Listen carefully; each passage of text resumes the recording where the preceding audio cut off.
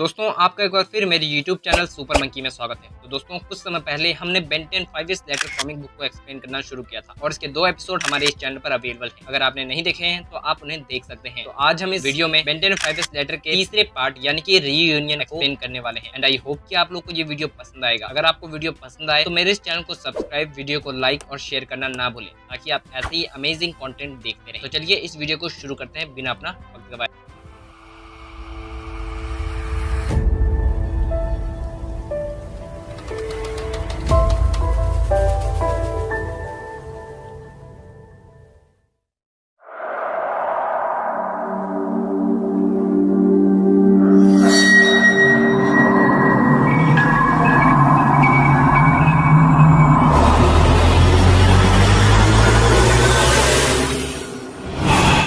कहानी अब तक हमने देखा कि बेन और डैनी को बेलवुड में किसी अनजान शख्स के होने की खबर मिलती है। दोनों इन्वेस्टिगेट करने के लिए बेलवुड आ जाते हैं। वहां आने के बाद उन्हें पता लगता है कि वो अनजान शख्स कोई और नहीं बल्कि ब्लैड ही है। अब आगे डैनी ब्लैड को देखकर काफी हैरान होता है। कहता है कि तो इस डायमेंशन में अकेले आया था। ब्लैड तुम कहां से आए? इस बात पर बेन काफी एक्साइटेड होता हुआ कहता है अच्छा तो इस वैम्पायर का नाम ब्लैड है। बेन को कहता है कि वैम्पायर नहीं बेन, ये एक घोस्ट है मेरी तरह। तभी ब्लैड डैनी को बिजली का एक जोरदार शॉक दे देता है। डैनी की मदद बेन कर पाता इससे पहले ही बेन को ब्लैड हवा में उठा के ले जाता है। आसमान में पकड़कर बेन के ऑमनिट्रिक्स को ब्लैड काफी दिलचस्पी से देखने लगता है और तभी बेन कहता है कि मुझे जाने दो, बदले में मैं तुम्हें दिखाऊंगा कि ये चीज क्या क्या कर सकती है पागल सन की। और तभी बेन से एक जोरदार लात मारकर वहां से भाग जाता है। बेन बड़ी तेजी से नीचे गिर रहा होता है। तभी बेन अपनी ऑमनिट्रिक्स का यूज करके स्लिंगशॉट नाम के एक एलियन में ट्रांसफॉर्म हो जाता है। स्लिंगशॉट में ट्रांसफॉर्म होने के बाद पहले तो बेन खुद को बचाता है और फिर अपने स्लिंग पावर का यूज करके खुद को ब्लैड की तरफ बड़ी तेजी से शॉट करता है और ब्लैड की तरफ जाते हुए बेन ने अपने आप को फोर में ट्रांसफॉर्म कर लेता है।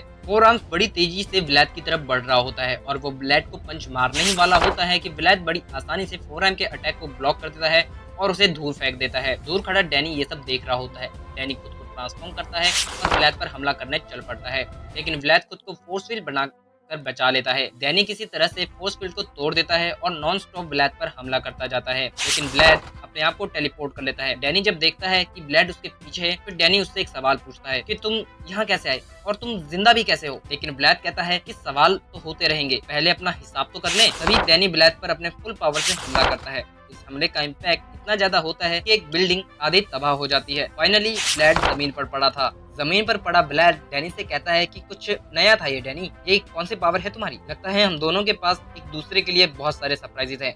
इतना कहकर ही डैनी पर घोंसली वेन से अटैक कर लेता है, लेकिन स्लैम्पीड वहां आ जाता है और डैनी को उस हमले से बचा लेता है। लेकिन डैनी उस हमले से इतना हैरान था जैसा मानो उसके पैरों तले जमीन खिसक गई हो। ब्लैड कहता है कि 5 साल तक अकेले रहने का मुझे कुछ तो फायदा हो रहा है। इतना कहकर ब्लैड फिर से घोंसली वेल का अटैक कर देता है, लेकिन डैनी खुद को फोर्स फील्ड जनरेट करके बचा लेता है। दूसरी तरफ स्लैम्पीड बड़ी तेजी से दौड़ता हुआ खुद को चार्ज करता है और फिर उस चार्ज का यूज करके ब्लैड की तरफ एक बड़ा जंप लगाता है। स्लैम्पीड एक जोरदार नॉक ब्लैड को दे मारता है, जिससे ब्लैड उड़ता हुआ डैनी की तरफ जाने लगता है। डैनी भी अपनी पावर से ब्लैड को एक जोरदार पंच मारता है। स्लैम्पीड क्रोमा स्टोन में ट्रांसफॉर्म होकर ब्लैड के पीछे आ जाता है। ब्लैड डैनी के हमलों को रोक रहा था और तभी वो देखता है कि क्रोमा स्टोन उसके पीछे आ गया है। तभी ब्लैड अपनी एनर्जी से क्रोमा स्टोन पर हमला करता है, जिससे क्रोमा स्टोन है वो वापस बेन में ट्रांसफॉर्म हो जाता है और बेन बेहोशी की हालत में नीचे गिरने लगता है। डैनी बेन को गिरता हुआ देख किसी तरह ब्लैड को चकमा देकर उसे अपनी आइस पावर से फ्रीज कर देता है। बेन बड़ी तेजी से नीचे गिर रहा होता है, लेकिन जैसे ही बेन जमीन को टच करता उससे पहले ही डैनी उसे बचा लेता है और इस पर बेन डैनी से कहता है कि अगर तुम थोड़ा और लेट करते तो मेरी तो सांसें निकल जाती। डैनी बेन को गिरने से बचा लेता है, लेकिन बेन जैसे ही खड़ा होता है वो उस एनर्जी के बारे में पता करने लग जाता है कि आखिर क्रोमा स्टोन ने उस एनर्जी को डिफ्लेक्ट क्यों नहीं किया। तभी डैनी बताता है कि वो एक एक्टो एनर्जी थी और सभी घोस्ट की पावर उसी एनर्जी से आती है। इतने में ब्लैड अपनी बर्फ की कैद को तोड़कर डैनी पर हमला करने आ जाता है, लेकिन डैनी अपनी गैजेट के हेल्प से ब्लैड को रोकने लगता है। तभी बेन एक्सेलरेट में ट्रांसफॉर्म होता है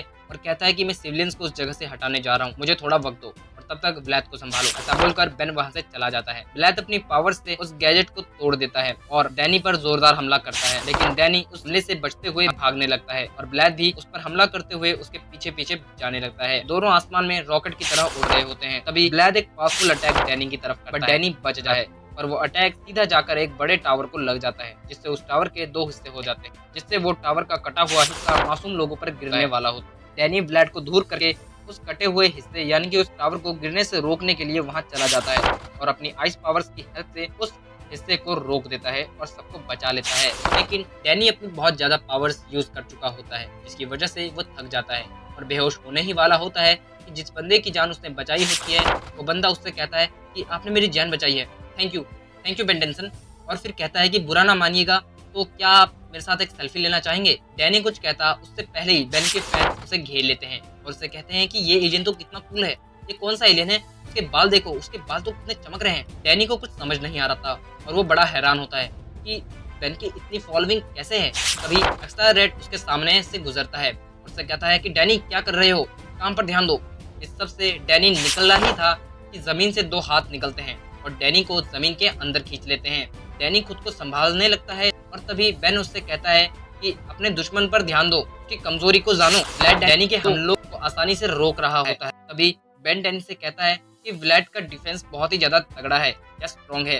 तभी डैनी बेन से कहता है कि मैं उसका डिफेंस तोड़ देता हूँ। ऐसा बोलकर डैनी अपने गैजेट यानी कि वो बेल्ट जैसी जो वस्तु है उसे अपनी तरफ बुलाने लगता है। डैनी भाग रहा होता है और व्लैड उसका पीछा कर रहा होता है। दोनों जमीन से बाहर आ जाते हैं। जैसे डैनी का गैजेट एक स्वॉर्ड का फॉर्म लेता है और डैनी के हाथ में आता है, वैसे ही व्लैड पर वो एक जोरदार हमला बोल देता है, लेकिन व्लैड हमले से बच जाता है। लेकिन हम देखते हैं कि जो फोर्स फील्ड है उसने व्लैड को फिर से बचा लिया होता है। तभी डैनी बड़ी तेजी से आता है और व्लैड के फोर्स फील्ड को अपने वेपन से तोड़ देता है और सुपरसोनिक साउंड से अटैक करके व्लैड को जमीन में धाराशायी कर देता है। व्लैड फिर से अपनी फोर्स फील्ड से को डैमेज लगने से बचा लेता है, लेकिन तभी डैनी अपने वेपन से फोर्स फील्ड को काटते हुए व्लैड को स्टैब कर देता है। लेकिन व्लैड अभी भी हारा नहीं था और ना ही थका था और ना ही कमजोर हुआ था। वो सीधा जाकर डैनी के फेस पर एक जोरदार पंच मार देता है। व्लैड डैनी को पीटने लगता है और डैनी ऑलमोस्ट हार चुका था क्योंकि डैनी की काफी पिटाई हो चुकी थी और वो काफी ज्यादा एनर्जी लॉस्ट कर चुका था। डैनी ने व्लैड के सामने घुटने टेक दिए थे। डैनी बेन से कहता है कि बेन तुम कहाँ हो, मैं इसे और नहीं रोक सकता। व्लैड अपने फुल पावर से डैनी के सिर को क्रश करने जा ही रहा होता है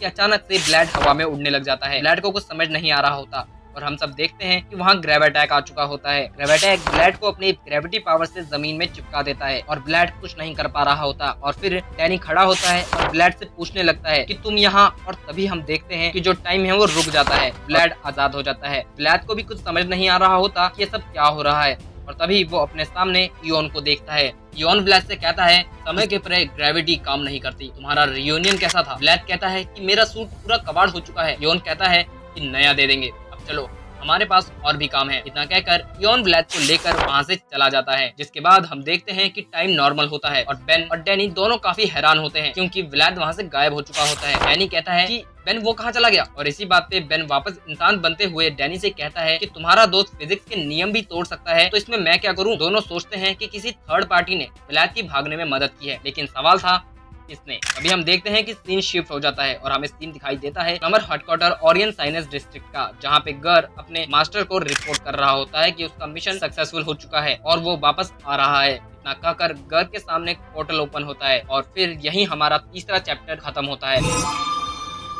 तो दोस्तों, आपको ये चैप्टर कैसा लगा? आई होप कि आपको ये चैप्टर काफी ज्यादा मजेदार लगा होगा। मैंने बहुत कोशिश की है कि मैं अपने साउंड क्वालिटी को थोड़ा बेहतर कर सकूं। आई होप कि आप लोगों को अच्छा लगा होगा। अगर आप इस चैनल पर नए आ रहे हैं और आपको वीडियो अच्छी लगी तो प्लीज मेरे इस चैनल को सब्सक्राइब कर दीजिए, वीडियो को लाइक कीजिए और अपने दोस्तों में शेयर कर दीजिए। मैं मिलूंगा आपसे अगले वीडियो में, तब तक के लिए हैट्स ऑफ।